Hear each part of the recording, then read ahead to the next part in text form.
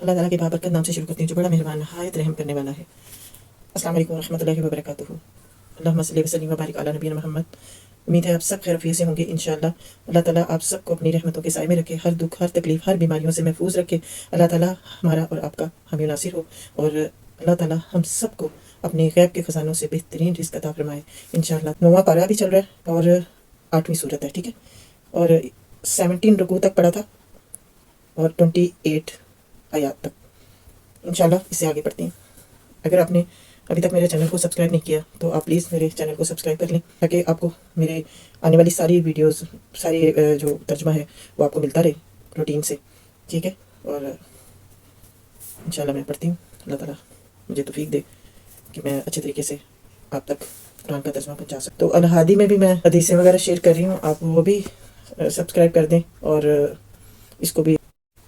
اعوذ باللہ من الشیطان الرجیم، بسم اللہ الرحمن الرحیم۔ یہاں پہ ختم ہوئی تھی لاسٹ ویڈیو، اور اللہ کے پاس اجر دینے کے لیے بہت کچھ ہے، ٹھیک ہے۔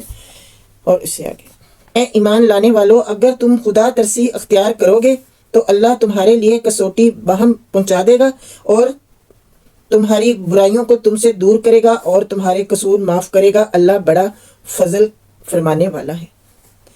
وہ وقت بھی یاد کرنے کے قابل ہے جبکہ منکرین حق تیرے خلاف تدبیریں سوچ رہے تھے کہ تجھے قید کر دیں یا قتل کر ڈالیں یا جلا وطن کر دیں۔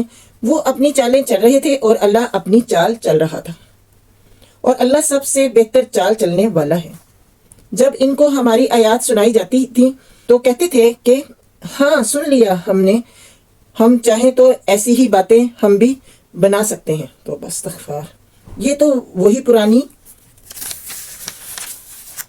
کہانیاں ہیں جو پہلے سے لوگ کہتے چلے آ رہے ہیں، اور وہ بات بھی یاد ہے جو انہوں نے کہی تھی کہ خدایا اگر یہ واقعی حق ہے اور تیری طرف سے ہے تو ہم پر آسمان سے پتھر برسا دے یا کوئی دردناک عذاب ہم پر لے آ۔ دیکھیں ایسی باتیں کرتے تھے یہ لوگ، نعوذ باللہ۔ یہ اس طرح سے اللہ تعالیٰ کو مطلب کہتے تھے کہ بھی تم نبی پاک صلی اللہ علیہ وسلم سے کہتے تھے کہ تم اگر ایسی ہی بات ہے تو آسمان سے پتھر ہمارے پر گریں، یا اس طرح مطلب عذاب خود مانگتے تھے۔ ان کو لگتا تھا کہ ایسا کچھ نہیں ہونے والا، ٹھیک ہے۔ تو اللہ تعالیٰ نے پھر کیسا بدلہ لیا، کیسا عذاب ان کو پہنچایا۔ اس وقت تو اللہ ان پر عذاب نازل کرنے والا نہ تھا جبکہ تو ان کے درمیان موجود تھا، کیونکہ نبی پاک صلی اللہ علیہ وسلم موجود تھے تو ان کے ہوتے ہوئے تو عذاب نہیں بھیج سکتے تھے، اس لیے۔ اور نہ اللہ کا یہ وعدہ ہے کہ لوگ استغفار کر رہے ہوں اور وہ ان کو عذاب دے دے، لیکن اب کیوں نہ وہ ان پر عذاب نازل کرے جبکہ وہ مسجد حرام کا راستہ روک رہے ہیں۔ جب انہوں نے مسجد حرام کا راستہ روکا تب اللہ تعالیٰ نے پھر ان پہ عذاب بھیجا۔ یہ آگے پڑھتے ہیں تو ساری بات کی سمجھ آ جائے گی۔ حالانکہ وہ اس مسجد کے جائز متعلی نہیں ہیں، اس کے جائز متعلی تو صرف اہل تقوی ہی ہو سکتے ہیں، مگر اکثر لوگ اس بات کو نہیں جانتے۔ بیت اللہ کے پاس ان لوگوں کی نماز کیا ہوتی ہے؟ بس سیٹیاں بجاتے اور تالیاں پیٹتے ہیں۔ بس اب لو اس عذاب کا مزہ چکھو اپنے اس انکار حق کی پاداش میں جو تم کرتے رہے ہو۔ جن لوگوں نے حق کو ماننے سے انکار کیا ہے وہ اپنے مال خدا کے راستے سے روکنے کے لیے صرف کر رہے ہیں، اور ابھی وہ خرچ کرتے رہیں گے، مگر آخر کار یہی کوشش ان کے پچھتاوے کا سبب بنے گی۔ پھر وہ مغلوب ہوں گے، پھر یہ کافر جہنم کی طرف گھیر لائے جائیں گے تاکہ اللہ گندگی کو پاکیزگی سے چھان کر الگ کرے اور ہر قسم کی گندگی کو ملا کر اکٹھا کرے، پھر اس پلندے کو جہنم میں جھونک دے۔ یہی لوگ اصلی دیوالے ہیں۔ اے نبی صلی اللہ علیہ وآلہ وسلم، ان کافروں سے کہو کہ اگر اب بھی باز آ جائیں تو جو کچھ پہلے ہو چکا اس سے درگزر کر لیا جائے گا، لیکن اگر یہ اسی پچھلی روش کا عادہ کریں گے تو گزشتہ قوموں کے ساتھ جو کچھ ہو چکا ہے وہ سب کو معلوم ہے۔ اے ایمان لانے والو، ان کافروں سے جنگ کرو یہاں تک کہ فتنہ باقی نہ رہے اور دین پورا کا پورا اللہ کے لیے ہو جائے۔ پھر اگر وہ فتنہ سے رک جائیں تو ان کے اعمال کا دیکھنے والا اللہ ہے، اور اگر وہ نہ مانے تو جان رکھو کہ اللہ تمہارا سرپرست ہے اور وہ بہترین حامی و مددگار ہے۔ اور تمہیں معلوم ہو کہ جو کچھ مال غنیمت تم نے اصل میں حاصل کیا ہے اس کا پانچواں حصہ اللہ اور اس کے رسول صلی اللہ علیہ وآلہ وسلم اور رشتہ داروں اور یتیموں اور مسکینوں اور مسافروں کے لیے ہے۔ ایکچولی یہ آپ کو میں نے پچھلی ویڈیو میں بتایا نا کہ یہ جو سورۃ الانفال ہے جنگ بدر کے بعد اتری تھی، تو اس کا حال سارا بتایا، اور یہ جو مال غنیمت ان کو ملا تھا اس میں اب اللہ تعالیٰ بتا رہے ہیں، پچھلی ویڈیو میں بتایا تھا کہ مال غنیمت ان کو ملا جنگ کے بعد۔ جو پانچواں حصہ اللہ اور اس کے رسول صلی اللہ علیہ وآلہ وسلم اور رشتہ داروں اور یتیموں اور مسکینوں اور مسافروں کے لیے ہے۔ اگر تم ایمان لائے ہو اللہ پر اور اس چیز پر جو فیصلے کے روز یعنی دونوں فوجوں کی منڈ بھیڑ کے دن ہم نے اپنے بندے پر نازل کی تھی، تو یہ حصہ بخوشی ادا کرو، اللہ ہر چیز پر قادر ہے۔ اور قافلہ تم سے نیچے ساحل کی طرف تھا، اگر کہیں پہلے سے تمہارے اور ان کے درمیان مقابلے کی قرارداد ہو چکی ہوتی تو تم ضرور پہلو تہی کر جاتے۔ جس بات کا فیصلہ اللہ کر چکا تھا اسے ظہور میں لے آئے، تاکہ جسے ہلاک ہونا ہے وہ دلیل روش کے ساتھ ہلاک ہو، اور جسے زندہ رہنا ہے وہ دلیل روش کے ساتھ زندہ رہے۔ یقیناً اللہ سننے اور جاننے والا ہے۔ اور یاد کرو وہ وقت جب کہ اے نبی صلی اللہ علیہ وآلہ وسلم خدا ان کو تمہارے خواب میں تھوڑا دکھا رہا تھا، اگر کہیں وہ تمہیں ان کی تعداد زیادہ دکھا دیتا تو ضرور تم لوگ ہمت ہار جاتے اور لڑائی کے معاملے میں جھگڑا شروع کر دیتے، لیکن اللہ ہی نے اس سے تمہیں بچایا، یقیناً وہ سینوں کا حال تک جانتا ہے بے شک۔ اور یاد کرو جب کہ مقابلے کے وقت اللہ نے تم لوگوں کی نگاہوں میں دشمنوں کو تھوڑا دکھایا اور ان کی نگاہوں میں تمہیں کم کر کے پیش کیا، تاکہ جو بات ہونی تھی اسے اللہ ظہور میں لے آئے، اور آخر کار سارے معاملات اللہ ہی کی طرف رجوع کرتے ہیں۔ اے ایمان لانے والو، جب کسی گروہ سے تمہارا مقابلہ ہو تو ثابت قدم رہو اور اللہ کو کثرت سے یاد کرو، توقع ہے کہ تمہیں کامیابی نصیب ہو۔ اور اللہ اور اس کے رسول صلی اللہ علیہ وآلہ وسلم کی اطاعت کرو اور آپس میں جھگڑو نہیں، ورنہ تمہارے اندر کمزوری پیدا ہو جائے گی اور تمہاری ہوا اکھڑ جائے گی۔ صبر سے کام لو، یقیناً اللہ صبر کرنے والوں کے ساتھ ہے۔ اور ان لوگوں کے سے رنگ ڈھنگ نہ اختیار کرو جو اپنے گھروں سے اترتے اور لوگوں کو اپنی شان دکھاتے ہوئے نکلے، اور جن کی روش یہ ہے کہ اللہ کے راستے سے روکتے ہیں۔ جو کچھ وہ کر رہے ہیں وہ اللہ کی گرفت سے باہر نہیں ہے۔ ذرا خیال کرو اس وقت کا جب کہ شیطان نے ان لوگوں کے کرتوت ان کی نگاہوں میں خوشنما بنا کر دکھائے تھے، اور ان سے کہا تھا کہ آج کوئی تم پر غالب نہیں آ سکتا، اور یہ کہ میں تمہارے ساتھ ہوں۔ مگر جب دونوں گروہوں کا آمنا سامنا ہوا تو وہ الٹے پاؤں پھر گیا اور کہنے لگا میرا تمہارا ساتھ نہیں ہے، میں وہ کچھ دیکھ رہا ہوں جو تم لوگ نہیں دیکھتے۔ مجھے اللہ سے ڈر لگتا ہے اور خدا بڑی سخت سزا دینے والا ہے۔ جبکہ منافقین وہ سب لوگ جن کے دلوں کو روک لگا ہوا تھا کہہ رہے تھے کہ ان لوگوں کو تو ان کے دین نے خبط میں مبتلا کر رکھا ہے، حالانکہ اگر کوئی اللہ پر بھروسہ کرے تو یقیناً اللہ بڑا زبردست اور دانا ہے۔ کاش تم اس حالت کو دیکھ سکتے جبکہ فرشتے مقتول کافروں کی روحیں قبض کر رہے تھے، وہ ان کے چہرے اور کولوں پر ضربے لگاتے جاتے تھے اور کہتے جاتے تھے لو اب جلنے کی سزا بھگتو، یہ جزا ہے، اس کا سامان تمہارے اپنے ہاتھوں نے پیشگی مہیا کر رکھا تھا، ورنہ اللہ تو اپنے بندوں پر ظلم کرنے والا نہیں ہے۔ یہ معاملہ ان کے ساتھ اسی طرح پیش آیا جس طرح آل فرعون اور ان سے پہلے کے دوسرے لوگوں کے ساتھ پیش آتا رہا ہے کہ انہوں نے اللہ کی آیات کو ماننے سے انکار کیا اور اللہ نے ان کے گناہوں پر انہیں پکڑ لیا۔ اللہ قوت رکھتا ہے اور سخت سزا دینے والا ہے۔ یہ اللہ کی اس سنت کے مطابق ہوا کہ وہ کسی نعمت کو جو اس نے کسی قوم کو عطا کی ہو اس وقت تک نہیں بدلتا جب تک کہ وہ قوم خود اپنے طرز عمل کو نہیں بدل دیتی۔ اللہ سب کچھ سننے والا جاننے والا ہے۔ فرعون اور ان سے پہلے کی قوم کے ساتھ جو کچھ پیش آیا وہ اسی ضابطے کے مطابق تھا، انہوں نے اپنے رب کی آیات کو جھٹلایا، تب ہم نے ان کے گناہوں کی پاداش میں انہیں ہلاک کیا اور آل فرعون کو غرق کر دیا۔ یہ سب ظالم لوگ تھے۔ ظالم لوگوں کا انجام یہی ہوتا ہے نا کہ اللہ پھر ان کو پکڑ لیتا ہے، ان کو سزا دیتا ہے، ان کو کسی نہ کسی طرح سے سزا دیتا ہے دنیا میں بھی، پھر اس کو آخرت میں بھی سزا ملتی ہے۔ ٹھیک ہے، اللہ تعالیٰ ہمیں محفوظ رکھے کہ ہم ایسے کام کریں. ہمیں ایسے کام نہیں کرنے کہ جس سے دنیا و آخرت ہماری خراب ہو.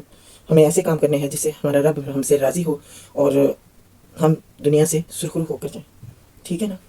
یقیناً اللہ کے نزدیک زمین پر چلنے والی مخلوق میں سے سب سے بدتر وہ لوگ ہیں جنہوں نے حق کو ماننے سے انکار کر دیا اور پھر کسی طرح وہ اسے قبول کرنے پر تیار نہیں ہیں، خصوصاً ان میں سے وہ لوگ جن کے ساتھ تو نے معاہدہ کیا، پھر وہ ہر موقع پر اس کو توڑتے ہیں اور ذرا اللہ کا خوف نہیں کرتے. بس اگر یہ لوگ تمہیں لڑائی میں مل جائیں تو ان کی ایسی خبر لو کہ ان کے بعد جو دوسرے لوگ ایسی روش اختیار کرنے والے ہوں ان کے حواس باختہ ہو جائیں. یہ اس لیے سزا دی جاتی ہے، ایسے جنگ ہوتی کہ آگے جا کے جو اور مزید نسل نہ خراب ہو تو ان کو اللہ تعالیٰ کہتا ہے کہ اچھی طرح پکڑ کے مطلب ان کو سزا دو تاکہ جو دوسرے لوگ ہیں وہ اس سے سبق حاصل کر لیں کہ اگر ہم نے نافرمانی اللہ کی اور ہم نے مطلب اس طرح کے کام کیے جو اللہ کو ناپسند ہے تو وہ اللہ تعالیٰ پھر غضبناک عذاب دیتا ہے. تو وہ دکھانے کے لیے کہ آنے والی نسلیں جو آنے والے لوگ یہ اس چیز سے عبرت حاصل کریں. جو وہ سزا دی جاتی تھی تو وہ اس لیے کہ تاکہ یہ چیزیں ختم ہو جائے، دیکھ کے کہ یہ عبرت حاصل کریں. لیکن سب کچھ ہوتا ہے، سزائیں بھی ملتی ہیں، سب کچھ ہوتا ہے، لیکن عبرت کوئی حاصل نہیں کرتا. ٹھیک ہے نا. اللہ تعالیٰ ہم سب کو ہدایت دے انشاءاللہ. تو کہا ہے کہ بد عہدوں کے اس انجام سے وہ سبق لیں گے، اور اگر کبھی تمہیں کسی قوم سے خیانت کا اندیشہ ہو تو اس کے معاہدے کو علانیہ اس کے آگے پھینک دو. یقیناً اللہ خائنوں کو پسند نہیں کرتا. منکرین حق اس غلط فہمی میں نہ رہیں کہ وہ بازی لے گئے. یقیناً وہ ہم کو ہرا نہیں سکتے. یہ اللہ تعالیٰ فرما رہے ہیں. اور تم لوگ جہاں تک تمہارا بس چلے زیادہ سے زیادہ طاقت اور تیار بندے رہنے والے گھوڑے ان کے مقابلے کے لیے مہیا رکھو، تاکہ اس کے ذریعے سے اللہ کے اور اپنے دشمنوں کو اور ان دوسرے اعداء کو خوف زدہ کر دو جنہیں تم نہیں جانتے مگر اللہ جانتا ہے. اللہ کی راہ میں جو کچھ تم خرچ کرو گے اس کا پورا بدل تمہاری طرف پلٹایا جائے گا اور تمہارے ساتھ ہرگز ظلم نہ ہوگا. کہ جتنا جو بھی آپ اللہ کی راہ میں خرچ کرتے ہیں نا تو اللہ تعالیٰ کہتا ہے اس کا پورا تمہیں جو ہے نا لوٹا دیا جائے گا، اس میں سے کمی نہیں ہوگی. تو ہمیں اللہ کی راہ میں زیادہ سے زیادہ خرچ کرنا چاہیے، اپنے مال میں سے اللہ کی راہ میں بھی حصہ نکالنا چاہیے اور اللہ کو راضی کرنا چاہیے اور قرض حسنہ دینا چاہیے. اور اس سے یہ ہے کہ ہمارا مال پاک ہوتا ہے اور ہمارے مال میں اضافہ ہوتا ہے. ٹھیک ہے، ہمارے رزق میں اضافہ ہوتا ہے. پورا ہی ختم ہو جائے گی سورۃ الانفال، تو پوری ہی کر لیتے ہیں. اور اے نبی صلی اللہ علیہ وآلہ وسلم، اگر دشمن صلح و سلامتی کی طرف مائل ہو تو تم بھی اس کے لیے آمادہ ہو جاؤ اور اللہ پر بھروسہ کرو، یقیناً وہی سب کچھ سننے اور جاننے والا ہے. اور اگر وہ دھوکے کی نیت رکھتے ہوں تو تمہارے لیے اللہ کافی ہے. وہی تو ہے جس نے اپنی مدد سے اور مومنوں کے ذریعے سے تمہاری تائید کی اور مومنوں کے دل ایک دوسرے کے ساتھ جوڑ دیے. تم روئے زمین کی ساری دولت بھی خرچ کر ڈالتے تو ان لوگوں کے دل نہ جوڑ سکتے تھے، مگر وہ اللہ ہے جس نے ان لوگوں کے دل جوڑے، یقیناً وہ بڑا زبردست اور دانا ہے. اے نبی صلی اللہ علیہ وآلہ وسلم، تمہارے لیے اور تمہارے پیرو اہل ایمان کے لیے تو بس اللہ کافی ہے. ٹھیک ہے انشاءاللہ. اے نبی صلی اللہ علیہ وآلہ وسلم، مومنوں کی جنگ پر ابھارو. اگر تم میں سے 20 آدمی صابر ہو تو وہ 200 پر غالب آئیں گے، اور اگر 100 آدمی ایسے ہوں تو منکرین حق میں سے 1000 آدمیوں پر بھاری رہیں گے، کیونکہ وہ ایسے لوگ ہیں جو سمجھ نہیں رکھتے. اچھا، اب اللہ نے تمہارا بوجھ ہلکا کیا اور اسے معلوم ہوا کہ ابھی تم میں کمزوری ہے، پس اگر تم میں سے 100 آدمی صابر ہوں تو وہ 200 پر، اور 1000 آدمی ایسے ہوں تو 2000 پر اللہ کے حکم سے غالب آئیں گے. ٹھیک ہے. اور اللہ ان لوگوں کے ساتھ ہے جو صبر کرنے والے ہیں. کسی نبی کے لیے یہ زیبا نہیں ہے کہ ان کے پاس قیدی ہو جب تک کہ وہ زمین میں دشمنوں کو اچھی طرح کچل نہ دے. تم لوگ دنیا کے فائدے چاہتے ہو، حالانکہ اللہ کے پیش نظر آخرت ہے اور اللہ غالب اور حکیم ہے. اگر اللہ کا نوشتہ پہلے نہ لکھا جا سکتا ہوتا تو جو کچھ تم لوگوں نے لیا ہے اس کی پاداش میں تم کو بڑی سزا دی جاتی. بس جو کچھ تم نے مال حاصل کیا ہے اسے کھاؤ کہ وہ حلال اور پاک ہے، اور اللہ سے ڈرتے رہو، یقیناً اللہ درگزر کرنے والا اور رحم فرمانے والا ہے.